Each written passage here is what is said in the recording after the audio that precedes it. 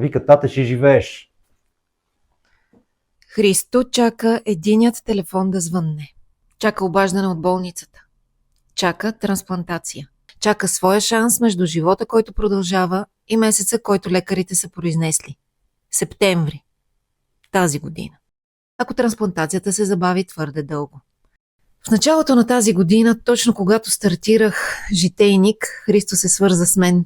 Тогава той ми каза, че иска да разкаже живота си. Иска да помогне на хора, които са в неговото положение, съзнание за процеса по трансплантация.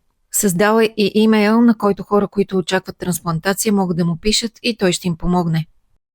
Той живее в Мюнхен и трябва да бъде близо до болницата, защото всеки момент могат да му се обадят и до 2 часа трябва да бъде там. Затова аз отидох при него. И докато си говорихме по време на интервюто, телефонът, който беше специално за болницата, звънна.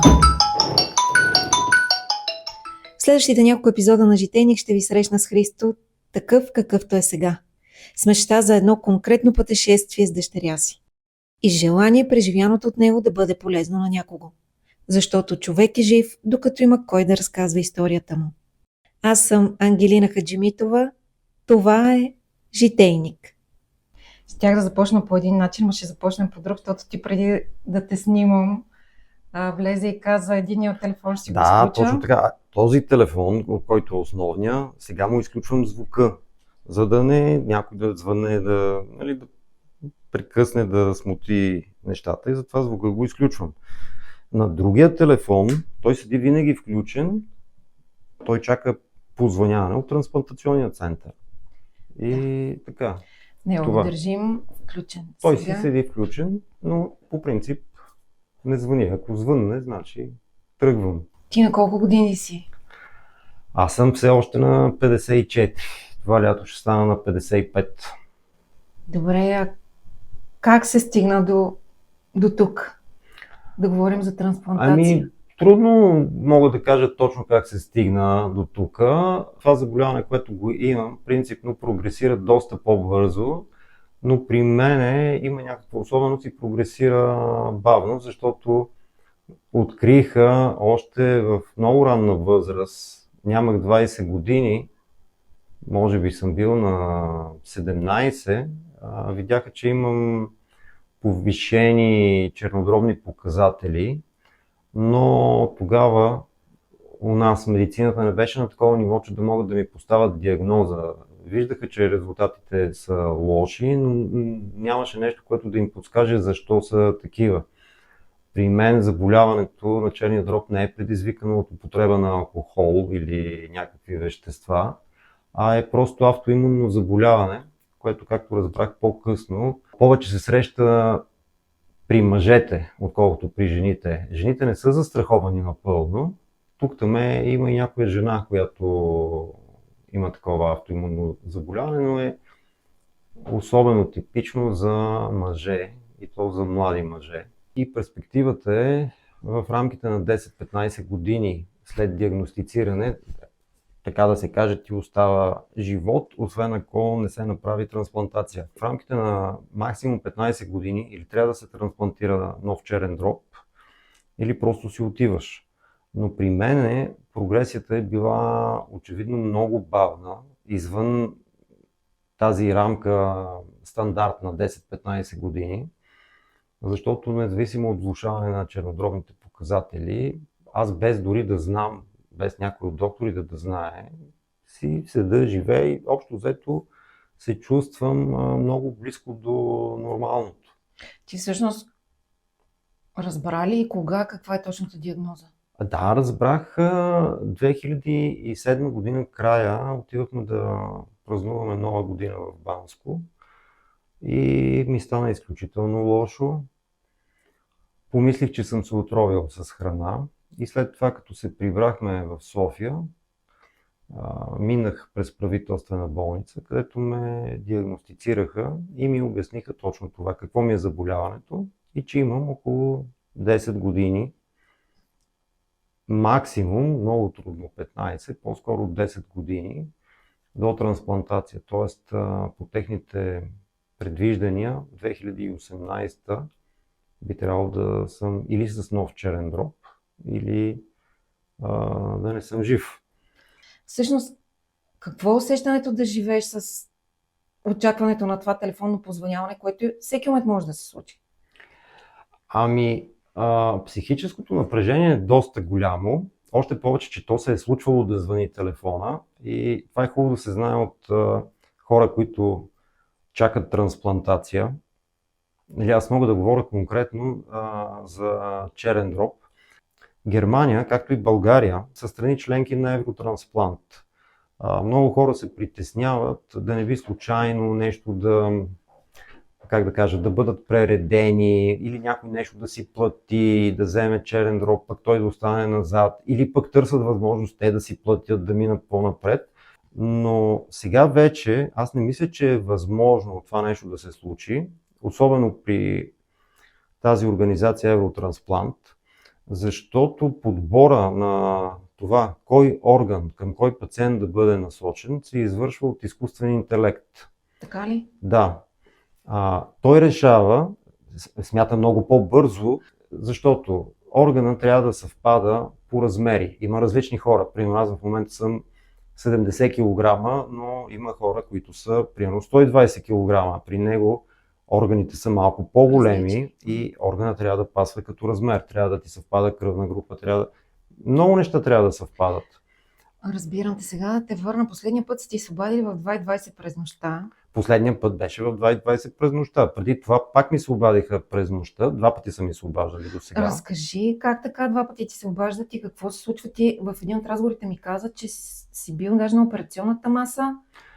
Да, почти. В смисъл бях напълно подготвен за операция. Сега, това също е нещо, което може би вероятно хората се притесняват. Вероятно се притесняват, че като им сложат опойката и заспът, може да не се събудат повече. Ти притесняваш ли? Всеки има страх според мене, но тук екипа ми е обяснил много точно, че абсолютно всички се събуждат. Проблема е след събуждането. След събуждането има 1 година период, който е критичен. Докато се напаснат дозите на лекарствата, поддържащата терапия, която е до края на живота ти. Тази 1 година е критична. В тази 1 година могат да се случат доста неприятни неща. Тя е проблемната. Ако мине тази 1 година и се напаснат лекарствата, не влизаш по болници, няма отхвърляне на органа, се приема, че можеш спокойно да живееш доста дълго време. Последното обаждане. Обаждат ти се. Ти стигаш до операция и защо тя не се реализира? Какво се случи? Това 2 пъти ли ти се случи? 2 пъти ми се случва. Първия път ми се обадиха и ме помолиха максимално бързо да се появя в болницата. По принцип, срока за след обаждането е 2 часа. Първия път ми се обадиха и казаха максимално бързо да се появя, което означава, че най-вероятно е бил инцидент, който се е случил тук в района, а не идва от някъде с самолет. Аз си бях взел раници там нещата, които си носи човек на първо време в болницата, но по пътя ми се обадиха и ми казаха да се върна, да не идвам, защото при експлантирането на черния дроб е бил повреден. При изваждането. При изваждането е бил така изваден, че е станал негоден за трансплантация. Христо, ти как се почувства в този момент? Това е невероятен шок. Първо, като ми се обадиха, бях много уплашен, защото интервенцията, която предстои, въобще не е лека. Операцията продължава между 6 и 12 часа. Така, бях доста напрегнат, уплашен, но тръгнах. И като ми се обадиха, ми казаха, не идвай. Въпреки целият този страх от предстояща операция, разочарованието беше огромно, защото в крайна сметка преодоляваш страха и се надяваш нещата да се случат. А това кога беше? Първият път кога беше? Това беше точно на 26 ноември, деня на християнското семейство. През нощта. Не беше толкова късно, може би към 11 и нещо. Ти къде беше? Тук си бях вкъщи, не знам какво правихме, нещо правихме, дали сме гледали филм, дали Да, сме спокойна вечер. Нещо, да, звънна телефона. Миналата година ли? 25-та? Миналата година, да. Тоест преди няколко месеца, реално преди Да. 6-7 месеца. Аз знам, че когато звънне този телефон, особено нощно време, то няма кой друг да звъни. Този телефон е Само оставен. за... Ами, да, има го някои хора, но всички ме търсят повечето на основния ми телефон. Дъщеря ми се зарадва много. Всъщност, при първото обаждане аз не бях подготвен и започнах буквално както казват, като муха без глава. Напред-назад и не знам какво по-напред да направя. Нали? Трябва да си взема раницата. Тя готова ли? Ти имаш си готова чанта? И имам си готова раница и все пак, нали, да проверя нещо, да не съм забравил. Зарядно за телефоните, джапанки, нещо да хода по земята, когато мога да хода.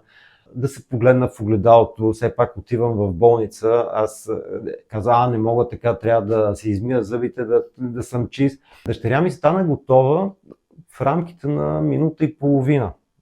Беше планирала да идва с мен. Да, това ще да те питам. На мен сигурно ми отне 10-15 минути, защото се напред-назад и какво да си облека, какво да взема, да не би нещо да забравя, да си проверя раницата, тя е готова, ама все пак да не би пък нещо да съм забравил да сложа в раницата. Звучи като изведнъж попадаш в друга реалност. Да мина, задължително да се обръсна, защото там не знам колко време ще лежа, няма да мога да се бръсна, зъбите да си измия. Даже един много изключително бърз душ, все пак да си сложа чисто бельо, при което дъщеря ми вика, тате, отиваш за трансплантация, не отиваш на модно време, стига си се. Да, тръгвай. Първата й реакция в момента, в който звънна телефон и казах, Рая, обадиха ми се и трябва да отивам за трансплантация. И тя буквално започна така да скача и вика, тате, ще живееш. И беше много такъв момент. Но ме върнаха. Следващия път... Като се върнахте, какво направи първо? Нищо, какво направих. Просто чувстваш се така, как да кажа, разочарован. От друга страна, знам, че е за мое добро. Защото то не е въпроса някакъв черен дроб, да ти сложат каквото има, или нещо, което предварително значи, то почти няма как да ти го сложат, ама да кажат, дай да опитаме, пък каквото стане. Нали, то като се знае, че не могат да ти го трансплантират, какво може да стане? Може дец вика и да не се събудиш, независимо, че всички се събуждат, ама ако ти сложат дефектен орган, няма как да се събудиш. Рая е на 16, да. Ти каза, че тази година става на 17. Съвсем скоро, буквално след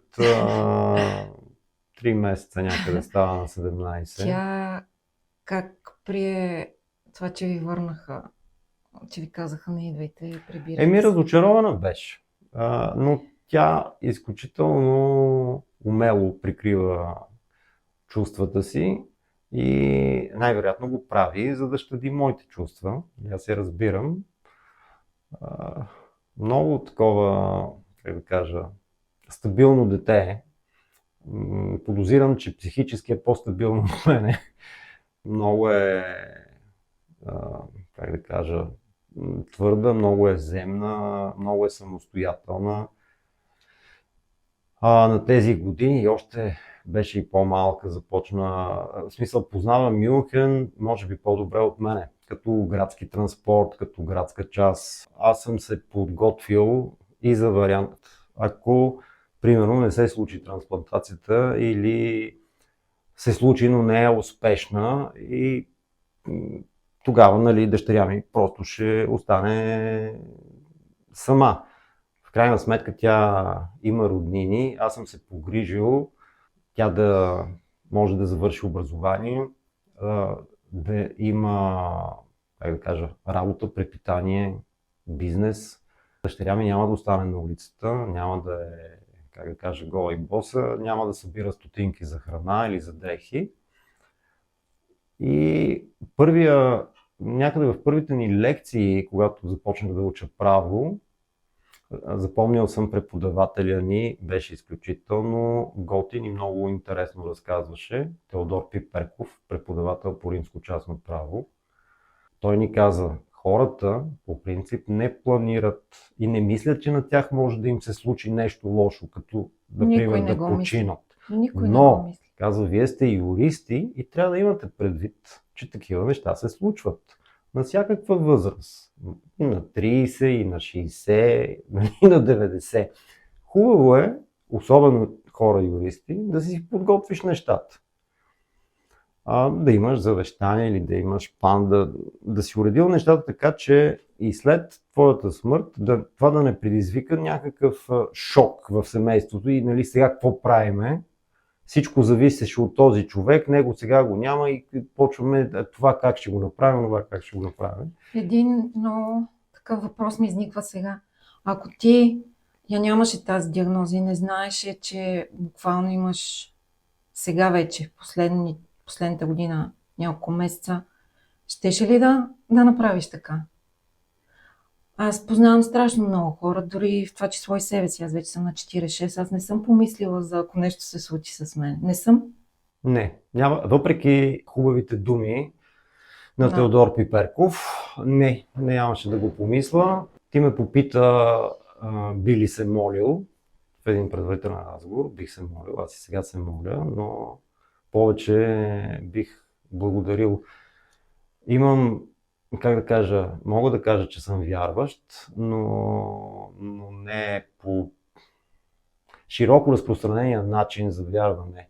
Аз не изпитвам нужда да ходя на църква и да смятам, че само единствено ако съм в църквата и коленича пред някоя икона, аз смятам, че човек може да се помоли навсякъде. И че е важно не само да се помоли и да благодари, и че е важно да е искрен пред себе си. Дали си на улицата, в гората, в заведение, няма абсолютно никакво значение. За какво се молиш и за какво благодариш? Моля се за повече години живот. Благодаря за всичко, което ми се е случило до този момент. Абсолютно всичко. Защото дъщеря ми е много голямо богатство за мен. За нея мога само единствено да благодаря.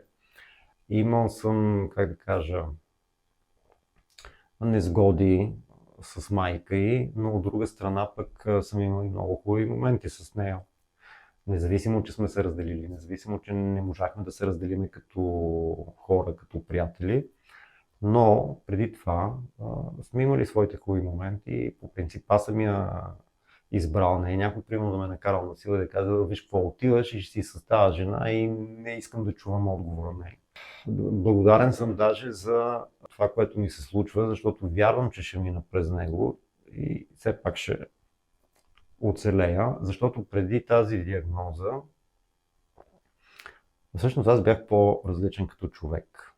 Бях по-агресивен, доста по-агресивен, по-надменен, по-високомерен. Когато на човек му се случи нещо такова, успява да разбере, поне за мен е така. Някои хора никога не разбират каквото и да им се случи, но поне за мен аз видях и разбрах кои са важните неща в живота и се научих, според мен, да съм по-толерантен и търпелив към всички други хора. След тази диагноза не бих си позволил да определям или да класифицирам хората, примерно по цвят на кожата, по социален статус, грозен, красив, дебел, слаб. А как? Душата? Излъчването? Кое? Ами да, всичко. Кое остава? Остава възможността, за мен е много ценно, да комуникираш с този човек, защото важна е комуникацията между хората. Ние можем да съществуваме само в социум, в общност. Човек има нужда от човек. Някой, с който да говори, нещо да сподели. Ако щеш да седнете и да помълчите заедно, всеки да си прави неговото си нещо. Но да знаеш, че има някакъв човек до тебе. Кой е твой човек? В случая дъщеря ми. Но и имам приятели, не са много, но са добри приятели. И аз обичам да се виждам с тях, да се срещам, да комуникирам, да говорим. Другото, което е едно такова заболяване или такъв период от живота, изчиства живота ти от... Сега, ако кажа паразити, някой може да се почувства засегнат. Добре, изчиства живота ти от плява, от ненужни неща. Повърхностни. Някои хора се отдалечават, не те търсят. В смисъл, за какво да те търсят? Комуникацията ви е нарушена. Не можете да ходите редовно на заведения, не можете така да се виждате толкова често, ти си имаш някакви проблеми и тези хора се дистанцират от тебе, защото не искат твоя проблем да става до известна степен техен проблем. Има обаче други хора, които не гледат по този начин на нещата и продължават, да се интересуват от тебе, как си, какво става с тебе, да те търсят, да си поговорите за съвет, за ти как виждаш, какво мислиш по този въпрос, по ония въпрос, да си споделят нещо те как мислят. По-малко са тези хора, но са по-ценни. Така или иначе, както това ми се случи, доста повече, оценявам, харесва ми природата, времето, всички звуци, които се чуват и възможността да комуникирам с различни по тип хора. В крайна сметка, някой, ако изключително много те натоварва, изборът е твой. Не е нужно да го обиждаш, примерно да ползваш квалификации, да кажеш ти си такъв. Можеш просто да си ограничиш комуникацията с него. Аз смея да твърдя от малкото време, в което общуваме така по-активно от януари насам, нали, в чатове, когато се разбирахме, говорихме и сега от вчера, когато съм тук, определено усещам колко си спокоен и в същото време колко си организиран, предвидлив и си абсолютно наясно с всичко, което се случва и може да се случи. Не изключвам и другия вариант и нямам чак такова притеснение и страх. Ще обясна защо. Правили са ми много изследвания, интервенционални, които се правят под упойка. Когато упойката вече от години не се ползват такива маски с газ да те приспиват. Венозна е упойката. Първо те приспиват с препарат във вената, след това, което не е точно истинска упойка, но заспиваш дълбоко и някои изследвания се извършват единствено просто спиш.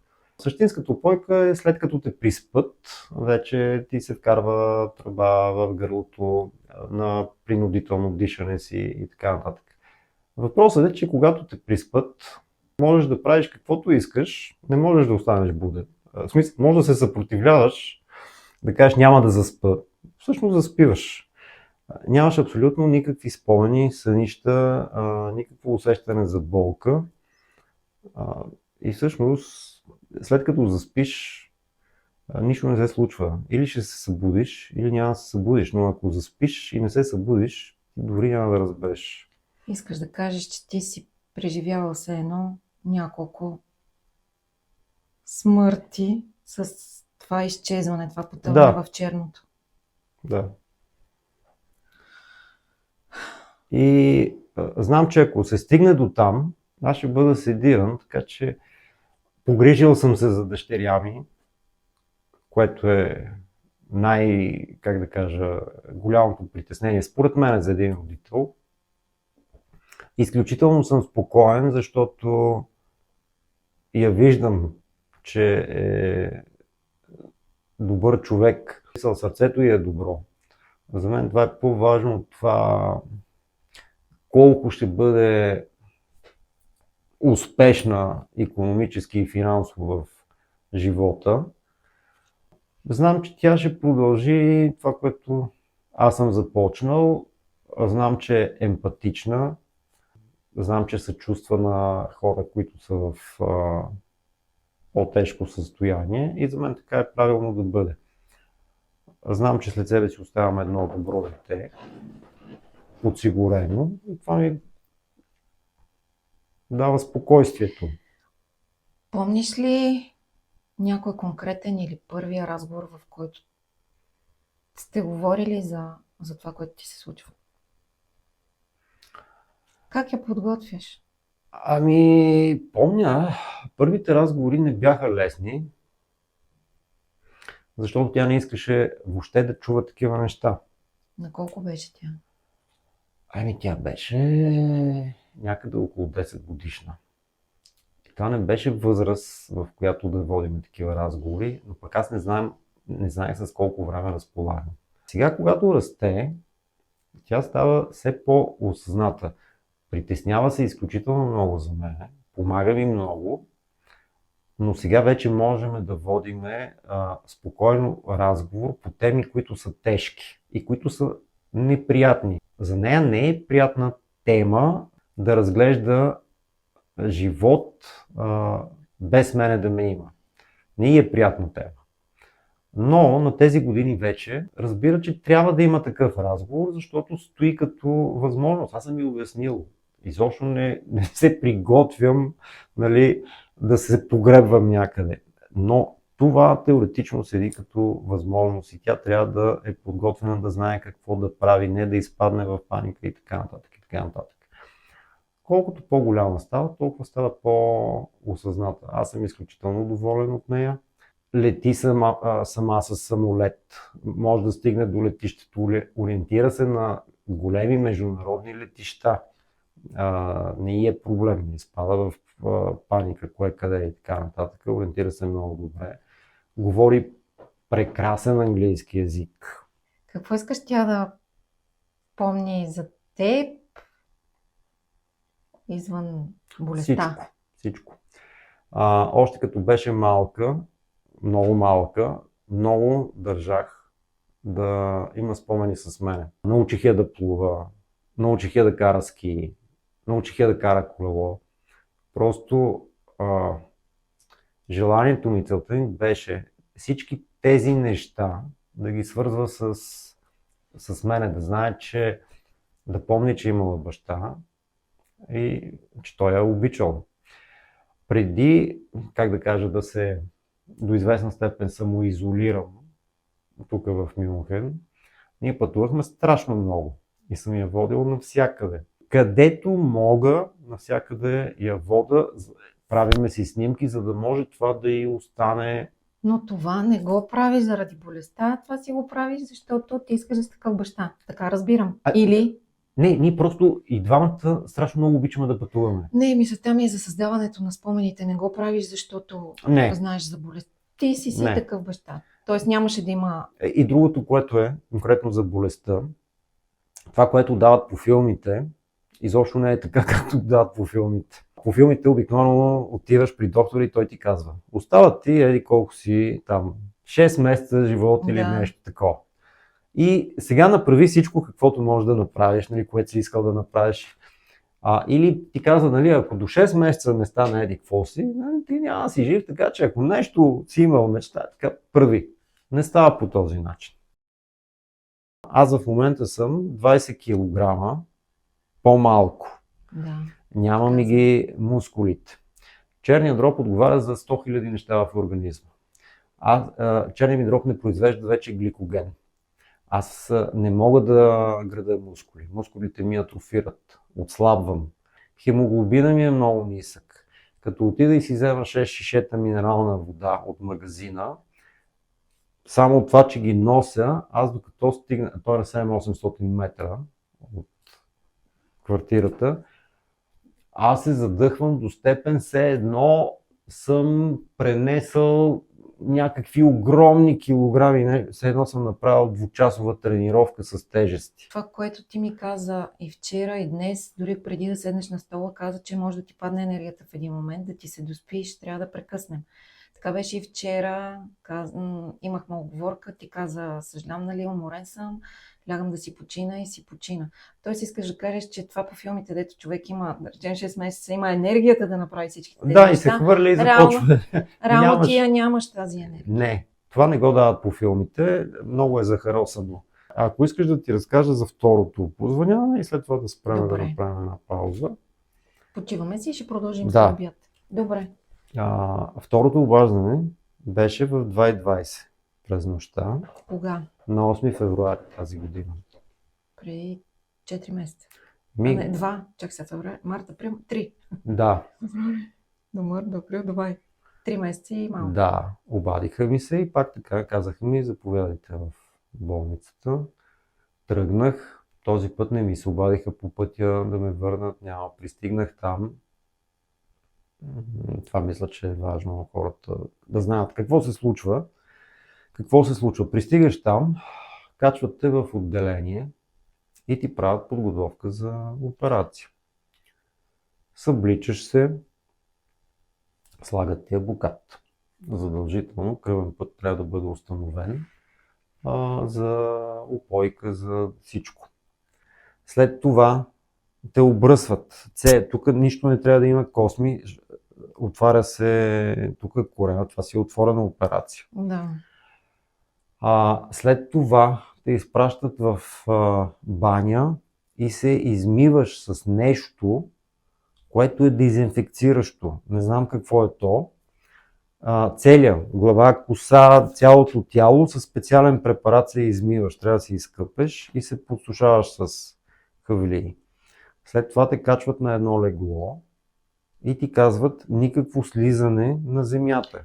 Това сега вече ти се случва на тебе и ти го разказваш. Да. Вече минаваш по това нещо. Точно по това минавам. И това е за първи и единствен път до тук. Да, В смисъл, второ позвъняване, но за първи път стигаш толкова далеч. точно така. Пълна подготовка, аз съм готов за операция, да ме намажат там вече с всички тия йодни работи, Да. да ми включат опойката и да почнат да режат. Как се чувстваше в този момент?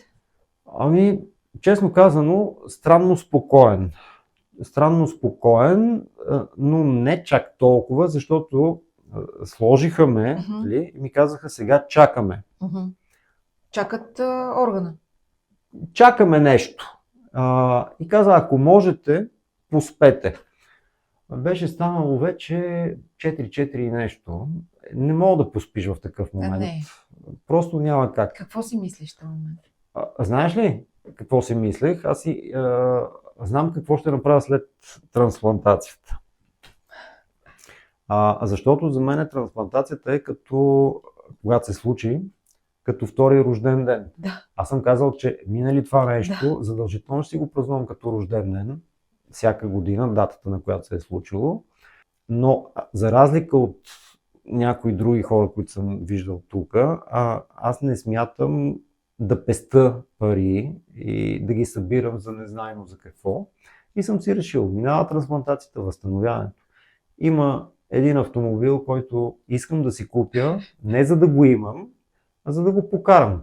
Година и половина. После ще я продам колата. Но искам да покарам такъв автомобил точно и да хода в Испания, в Марбея с дъщеря ми. Това ли си мислеше? Аз си го представях. Да. Докато лежах, не можах да спа, но си представях колата, какъв цвят е, салона отвътре какъв цвят е, с дъщеря ми как минаваме по крайбрежния булевард. Въпреки че никога не съм бил там, аз не знам как изглежда крайбрежния булевард.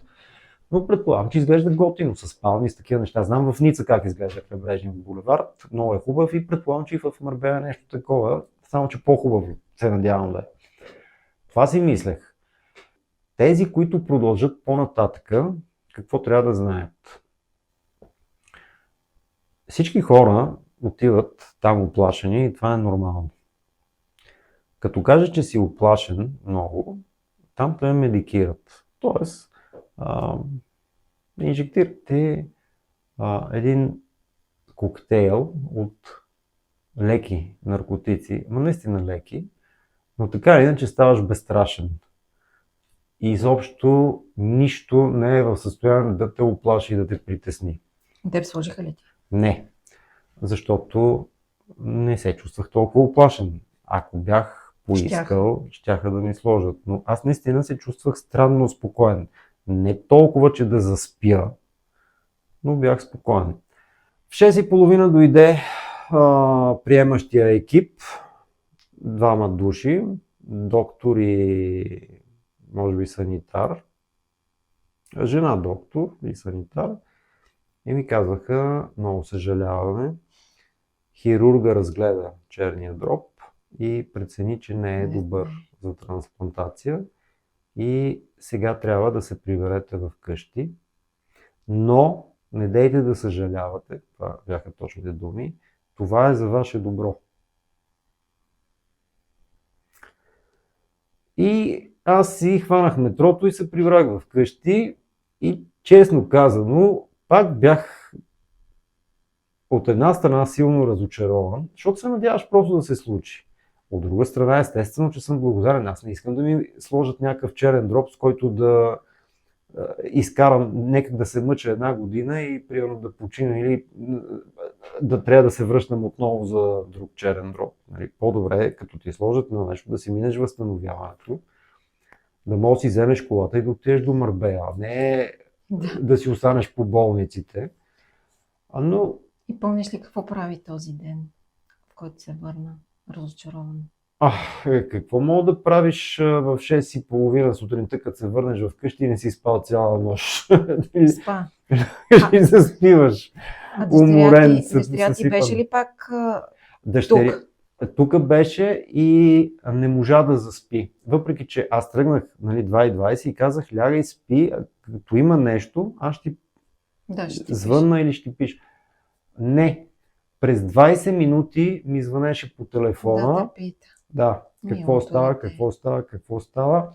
И докато не се прибрах, това дете не заспа, въпреки че ми обеща, че ще спи. Да. Но се оказа, че не може да спи. А тя, като се прибра, И тя заспа. Не, беше ли разочарована или как го прие?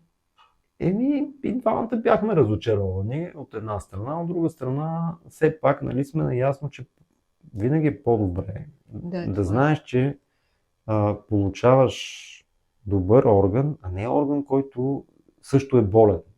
Какъв е смисъл да ти сложат болен орган? Да, няма. Няма смисъл. Предлагат ли психологическа подкрепа или ти имаш ли такава от специалисти? Имаш ли нужда? Предлагат.